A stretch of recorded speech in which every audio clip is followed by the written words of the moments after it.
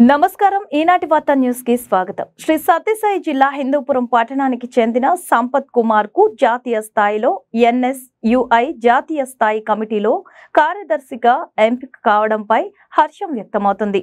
హిందూపురం పట్టణంలోని NGO home కార్యాలయంలో స్థానిక విద్యార్థి సంఘం నాయకులు సంపత్ ను ఘనంగా సన్మానించారు.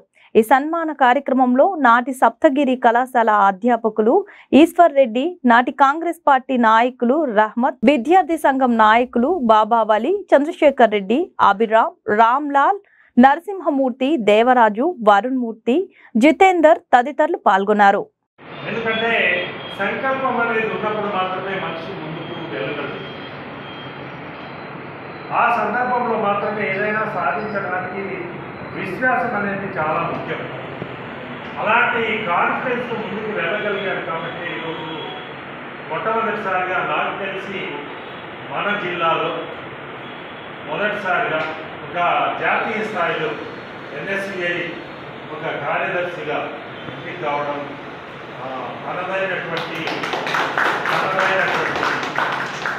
బాణి ఒక డైనమిక్ పర్సనాలిటీ అనాలో లేదా పర్సెప్షన్ అనాలో, మరి దాన్ని ఇంకా ఏ విధంగా చెప్పినా కూడా తక్కువే అని నేను భావిస్తూ భవిష్యత్తులో మరి జాతీయ స్థాయిలో ఉన్నా కూడా హిందూపూర్లో ఉన్న నీ మిత్ర బృందం, నీ సహచరులు, నీ శ్రేయోభిలాసులు, నీ మిత్రులు, సన్నిహితులు అందరినీ కలుపుకుంటూ ఇంకా హిందూపూర్ సమస్యలు, మరి జిల్లా సమస్యలు, రాష్ట్ర స్థాయి సమస్యలు, ఎందుకంటే ఒక జాతీయ స్థాయి ఎల్లప్పుడూ 28 రాష్ట్రాలు వీళ్ళ పరిధిలోకి వస్తారు. కాబట్టి భారతదేశం వీళ్ళ పరిధిలోకి వస్తుంది.